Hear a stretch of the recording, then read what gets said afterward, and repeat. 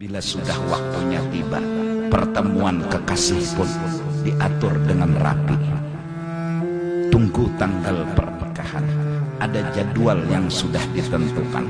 Menunggu memang dalam kerinduan, maka kadang-kadang bikin mau, bikin ini, bikin itu, hingga terucap kasidah-kasidah cinta, kerinduan kepada Sayyiduna wa Habibuna Muhammad.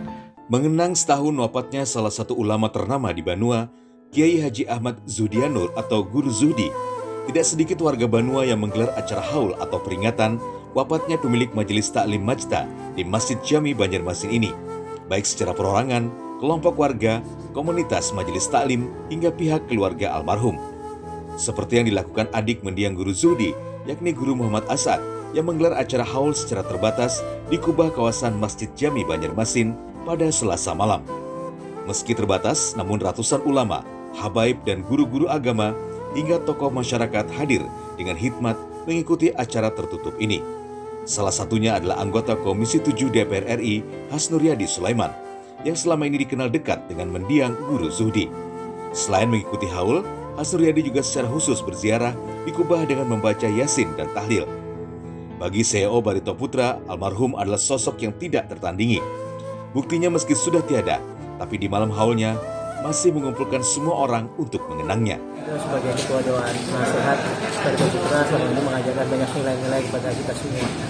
Tentunya salah satunya adalah kebersamaan, kekeluargaan. Dia terlihat pada malam hari ini dari segala lapisan masyarakat berkumpul di sini. Walaupun sebetulnya tidak ada undangan secara resmi, tapi kita memang datang untuk berziarah, bersilaturahmi, terutama dengan ada juga Guru Asyad dan juga Guru Kifli di sini. Lagi hadir Pak Mandiri di sini, Pak Rosehan dan para ulama, para habaib semua. Ini bukti bahwa beliau tidak ada secara fisik menyatukan kita semua dan mengajarkan kita tentang kebersamaan, kesatuan. Bagi Hasnuryadi, Guru Zuhdi bukan hanya sebagai ulama panutan, tapi sudah menjadi orang tuanya yang kerap membimbingnya selama ini.